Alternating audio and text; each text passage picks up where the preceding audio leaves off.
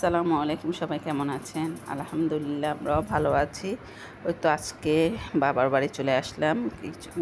বাবার বাড়ি চলে আসলাম। আজকে আমি রান্না করছি হাঁস ভুনা, সাথে হাঁস ভুনা করব আর কচুরলতি রান্না করব। যেহেতু আজকে বাপের বাড়িতে ইফতার পার্টি আছে, সেহেতু কিছু কাজ আম্মাও রেডি করেছিল। যেহেতু ওরা শপিংয়ে গিয়েছে, ওই জন্য রান্নার দায়িত্বটা কিছুটা আমার উপর পড়েছে। ওই জন্য আমি ঝটপটভাবে রান্না করে নিচ্ছি। তো এখানে আমি হাঁস ভুনা করার জন্য পেঁয়াজ দিয়েছি, 2টা হাঁস এনেছে, ওগুলোর সাথে সাথে টাটকা রান্না করে ফেলছি। টাটকা রান্না স্বাদে আলাদা। যদি এটা ফ্রিজে রাখা হয় তাহলে সেরকম স্বাদ পাওয়া যাবে না। সেজন্য আমি সাথে সাথে হাঁস ভুনাটা করতেছি। তাহলে দেখতে থাকুন আজকে আমার সারাদিনের একটা ব্লগ। আশা করি আপনাদের কাছে ভালো লাগবে। এখানে আমাকে খালা সব পরিষ্কার করে দিচ্ছে, আমি এখন রান্না করব। ওই তো এখন হাঁসটা বসিয়ে দিলাম। আমি এখানে সব মশলা, সবাই তো জানেন হাঁস কীভাবে রান্না করে। একটু হাঁসের মধ্যে আপনারা চেষ্টা করবেন মশলার পরিমাণ আর ঝালের পরিমাণ একটু বাড়িয়ে দিতে। ওই তো এখানে আমি পেঁয়াজ দিয়েছি। পেঁয়াজ যখন ব্রাউন কালার হয়ে গেছে, এর মধ্যে আমি দিয়ে দিচ্ছি রসুন বাটা 2 টেবিল চামচ পরিমাণ, আদা বাটাও দিচ্ছি 3 টেবিল চামচ পরিমাণ। এখানে হচ্ছে কাঁচামরিচ বাটা, এটাও দিচ্ছি 2 চামচ পরিমাণ মতো। ঝাল আপনার যদি ঝাল খেতে চান আর একটু বাড়িয়ে দিতে পারেন। ওই তো এখানে আমি সরষে বাটা দিয়ে দিব। সরষে বাটাটা এগুলো সব বাটা পিষানো মশলা, আমি বাটা মশলা সবগুলো দিচ্ছি এক এক করে।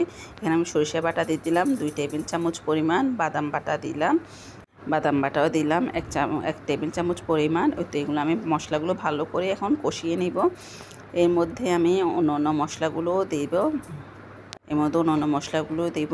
যেহেতু এটা আমরা রাত্রের জন্য প্রিপারেশন করছি, তো সেজন্য আমি এগুলো পরে দুপুরের পর করে আমি রান্নাটা বসিয়ে দিলাম। আমার আস্তে আস্তে কিছুটা সময় লেট হয়ে গেল। ভাবছি ইফতার আইটেমগুলো রেডি করা আছে, বুটও ভাজা হয়ে গেছে, আর তারপরে অন্যান্য রান্না কিছুটা হয়ে গেছে।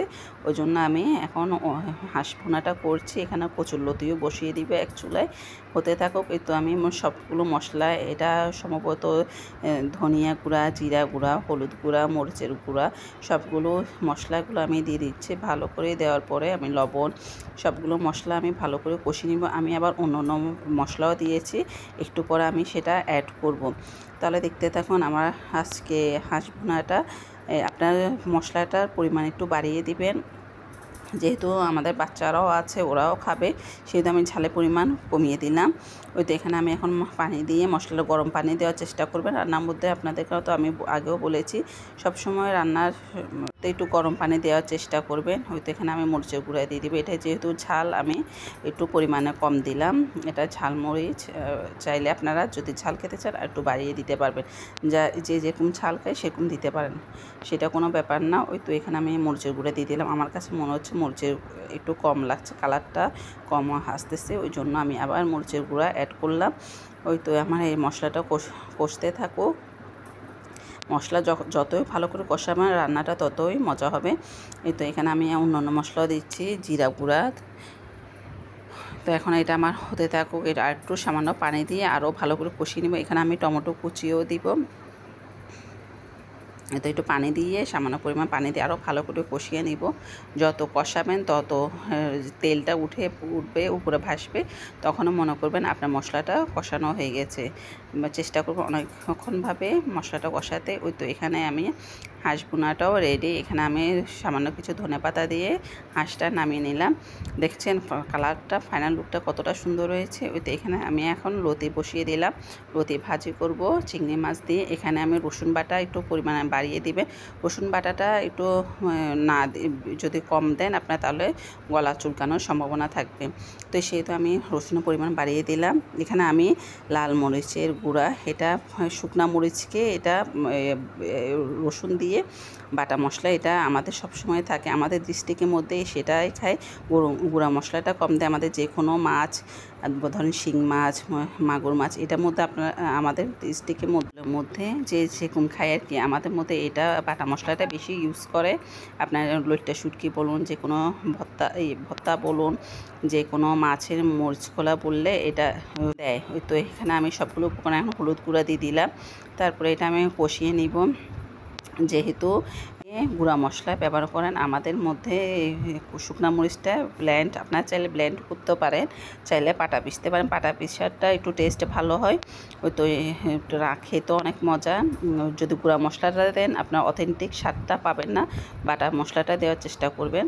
ওই তো এখানে আমার মশলাটা ভালো করে কষিয়ে নিচ্ছি। আমি এখানে লবণ দিয়েছি, ভালো করে কষানোর পর আমি লতিটা ঢেলে দিব। লতিটা আমার হয়ে গেছে, আমি নেড়ে চেড়ে লতিটার মধ্যে ভালো করে যখন সিদ্ধ হয়ে যাবে, আমি এখানের মধ্যে টমেটো অ্যাড করেছি, এটা আর ভিডিও করা হয়নি। দেখেছেন লতিটার ফাইনাল লুকটা কতটা সুন্দর হয়েছে। আপনারা চাইলে আমার মতো করে রান্না করলে অনেক মজার হবে লতিটা, চেষ্টা করবেন আমার মতো করে একদিন রান্না করতে। অবশ্যই আমাকে কমেন্ট করে জানাবেন কেমন হয়েছে। ওই তো এখানে আমি বিরিয়ানি রান্না করব, যেহেতু বাবুচি আমাদের উনি গ্রামের বাড়িতে গিয়েছে, সেহেতু আমার দায়িত্বটা আমার উপর পড়েছে বিরিয়ানি রান্নাটা। সবাই আমার হাতে বিরিয়ানিটা পছন্দ করে, সেহেতু আমি আজকে বিরিয়ানিটা রান্না করছি। এখানে আমি টমেটো সস দিয়ে দিলাম পরিমাণ মতো, আমি এখানে টমেটো কুচিও দিলাম। মশলা এক এক করে সব মশলা আমি দিয়ে দিব। আজকে আমি তেহারি স্টাইলে বিরিয়ানিটা রান্না করব। চাই বলতে পারেন সেটা তেহারিও, তেহারি কিন্তু মাংসটা আরও ছোটো হয়, কিন্তু আমি মাংসটা ছোটো করিনি, আমি একটু বড় সাইজের করেছিলাম। ওই তো এখানে আমি লবণ, টমেটো কুচি, তারপর টমেটো সস, সবগুলো মশলাগুলো, পেঁয়াজ কুচি, পেঁয়াজের পরিমাণ বাড়িয়ে দিবেন। যেহেতু আমি 2.5 কেজির মতো চাল দিয়েছি, পোলাও চাল দিয়ে আজকে আমি বিরিয়ানিটা রান্না করব। আপনারা চাইলে সিদ্ধ চাউলও ব্যবহার করতে পারেন। আমি তেহারির স্টাইলে রান্না করবো। তেহারিতে সবসময় পোলাও চাউলও ইউজ করা হয়। তো এখানে আমি এখন রসুন বাটা, কাঁচামরিচ বাটা দিয়ে দিব 3 টেবিল চামচ পরিমাণ। আপনারা চাইলে ঝাল একটু বাড়িয়ে দিতে পারেন। এখানে আমি সরিষা বাটা দিয়ে দেবো 3 টেবিল চামচ পরিমাণ, 3 টেবিল চামচ। এখানে আদা বাটা দিয়ে দিব আমি 3 টেবিল চামচ পরিমাণ। এখানে রসুন বাটা দিয়ে দিব আমি 3 টেবিল চামচ পরিমাণ, চাইলে একটু বাড়িয়ে 4 টেবিল চামচ পরিমাণ দিলাম আমি। এই তো আদা বাটা আবার 1 টেবিল চামচ পরিমাণ। আমার কাছে মনে হচ্ছে আদা বাটাটা কম হবে, যেহেতু মাংসটা কিন্তু আজকে আনা হয়েছে ফ্রেশ মাংস দিয়ে। আজকে আমি বিরিয়ানি রান্না করছি, ফ্রেশ মাংস দিয়ে আপনারা বিরিয়ানি রান্না করার চেষ্টা করবেন, তাহলে স্বাদটা অনেক ভালো আসবে। তো এই জন্য আমি বিরিয়ানিটা আজকে রান্না করছি। তো এখানে আমি সবগুলো মশলাগুলো এক এক করে সবগুলো দিয়ে দিচ্ছি। এখানে আমি ধনিয়া গুঁড়া, জিরা গুঁড়া, তারপরে আপনার রাঁধুনি রেডিমিক্স বিরিয়ানি মশলা, সেগুলো দেব। এর মধ্যে আমি দিয়ে দিব মরিচ গুঁড়ার, যেহেতু এটা ঝাল পরিমাণে একটু কমিয়ে দিলাম আমি। এক এক করে সবগুলো মশলা আপনার যে আর হাতে যেটা আছে মশলা সেটাই দিয়ে ইউজ করতে পারেন। তো এখানে আমি বাদাম বাটাও দিয়ে দিব, নারকেল বাটা, সবগুলো বাটা মশলা আমি দিয়ে দিব। বিরিয়ানিতে অনেকগুলো জিনিস লাগে, যদি বেশি পরিমাণ জিনিস দিতে চান তাহলে বিরিয়ানির টেস্টটাও ভালো আসে। ওই তো এখানে আমি এখন সরিষার তেল দিয়ে দিব পরিমাণ মতো, যেহেতু আমি চাউলটা পরে আবার ভাজবো, সেহেতু সরিষার তেলের পরিমাণটা একটু বুঝে শুনে দিবেন। আমি চাউল ভাজার মধ্যে তখন আবার তেলটা ইউজ করব। তো এখানে আমি দিয়ে দিলাম পরিমাণ মতো সরিষার তেল। এখন এটা আমি ভালো করে, এখানে অন্য মশলা আমি দিয়ে দিব। আর বিরিয়ানির মধ্যে চেষ্টা করবেন নারকেল বাটা, বাদাম বাটা, এখানে আমি গোলমরিচ বাটাও দিব। যেহেতু আমাদের বাড়িতে কিন্তু বাটা মশলাটা বেশি খাই রান্না স্বাদের জন্য। আমার হাতে যেটা ছিল আমি সেটাই ইউজ করেছি, আপনারা চাইলে নাও দিতে পারেন। বিরিয়ানি মশলা দিয়ে অন্য আদা রসুন বাটা দিয়েও দিতে পারেন। যে জিনিস বেশি দিলে কিন্তু রান্নার টেস্টটাও ভালো আসে। তো এখানে আমি এখন নারকেল বাটা দিয়ে দিব, এখানে দিয়ে দিব আমি বাদাম বাটা, এর মধ্যে আমি দিব গোলমরিচ বাটা। আমি গোটা গোলমরিচ দিব না, আমি বাটা গোলমরিচ দিব। গোলমরিচটা একটু পরিমাণে কম দিব, আমি 1 চামচ পরিমাণ দিয়ে দিব, যেহেতু গোলমরিচ একটু ঝাল হয় সেহেতু আমি পরিমাণে কম দিয়ে দিলাম। আমার কাছে মনে হচ্ছে নারকেল বাটা কম হয়েছে, আমি আবার নারকেল বাটা ব্যবহার করলাম। তেহারি স্টাইলে নারকেল বাদামটা দিবার চেষ্টা করবেন, তাহলে টেস্টটা অনেক ভালো আসবে। এখন এগুলো আমি হাতে মেখে এখানে আমি চুলার মধ্যে বসিয়ে দিব, মাংসটা আমার হতে থাকুক। হয়তো এখন আমি ভালো করে মেখে নেব। চাইলে আপনারা এটা ম্যারিনেট করে আধা ঘন্টা 1 ঘন্টার জন্য রেখে দিতে পারেন, তাহলে মশলাটা ভালো করে ভিতরে ঢুকবে মাংসের মধ্যে। ততক্ষণ হতে থাকুক। আমি এখানে এখন চাল যেটা এক চুলাতে আমার মাংসটা অলরেডি হয়ে গেছে। এখানে আমি এখন পোলাওটা ভাজার জন্য আমি এখানে তেল দিয়েছি, লং, এলাচ, দারচিনি, তেজপাতা। আমি এর মধ্যে কিন্তু লিকুইড দুধ দিয়েছিলাম, যা এটা ভিডিও করা হয়নি। লিকুইড দুধ দিয়েছি, গুঁড়া দুধও দিয়েছি। এটা আমি পোলাওর মধ্যে দিব। তো এখানে আমি পেঁয়াজ কুচি দিয়ে দিলাম, পেঁয়াজ কুচি আবার দিব, আমি পরে অ্যাড করব। এখানে আমি আদা বাটা, রসুন বাটা দিয়ে দিব পরিমাণ মতো, আদা বাটা, রসুন বাটা। যেহেতু এখানে আমার 2.5 কেজি পোলাও চাল আছে, আপনারা চাইলে আপনাদের পরিমাণ মতো আপনারা দিতে পারেন। আমার মনে হচ্ছে এতটুকু লাগবে, এনাফ, আমি এতটুকু দিয়েছি। তো এটা দিয়ে আমি এখন চালটা দিয়ে ভালো করে আমি এটা ভেজে, আদা বাটা, রসুন বাটাটা একটু নেড়ে আমি যখন এটার স্মেলটা চলে যাবে, এর মধ্যে আমি ধুয়ে রাখা পোলাও চাল দিয়ে দেব। এটা ভালো করে আমি তেলের মধ্যে ভাজতে থাকবো যতক্ষণ না এটা ঝনঝন একটা আওয়াজ হয়। যখন বুঝবেন আপনার পোলাওটা কখন রেডি হয়েছে, ঝনঝন যখন আওয়াজ করবে, তখনও মনে করবেন আপনার পোলাও চালটা রেডি, বিরিয়ানির জন্য রেডি। তখনই আপনার ঝরঝর হবে এবং দেখতেও অনেকটা ঝরঝর হবে, দেখতেও অনেক সুন্দর লাগবে। ওইতে আমার এখন যে এই ইয়েটা ভাজা হয়ে গেছে, আদা রসুন এটা তেলে ভাজা হয়ে গেছে, এর মধ্যে আমি ভালো করে নেড়ে তারপর আমি ধুয়ে রাখা পোলাও চালটা যেটা রেডি করে রেখেছিলাম সেটা এর মধ্যে আমি অ্যাড করব। এটা আমি ভালো করে নাড়তে থাকবো যতক্ষণ না পর্যন্ত এটা ভাজা হতে থাকে। আমি এক চুলে কিন্তু গরম পানি, ফুটন্ত গরম পানি দিয়েছিলাম, ওটা আমি পরিমাণ মতো লবণ দিয়ে দিলাম। ফুটন্ত গরম পানি দেওয়ার চেষ্টা করবেন, তাহলে কিন্তু আপনার ভাতের চাউলটা যেটা সেটা অনেক সুন্দর হবে, অনেক ঝরঝরা হবে। ওই তো আমার এটা এখন যখন স্মেলটা চলে যাবে, এটা একটা আদা রসুনের একটা স্মেল থাকে, স্মেলটা চলে গেলে এর মধ্যে আমি ধুয়ে রাখা পোলাও চালটা দিয়ে দেব। পোলাও চালটা এখন দিয়ে দিচ্ছি। তো এখন এটা কিন্তু আমরা রাত্রের জন্য রেডি করে রাখছি, যেহেতু রমজানের মাস, ইফতার এতগুলো করার পরও পেটে এত জায়গায় নেই, এগুলো রাত্রের জন্য আমরা সবাই যার যার মতো করে নিয়ে যাব।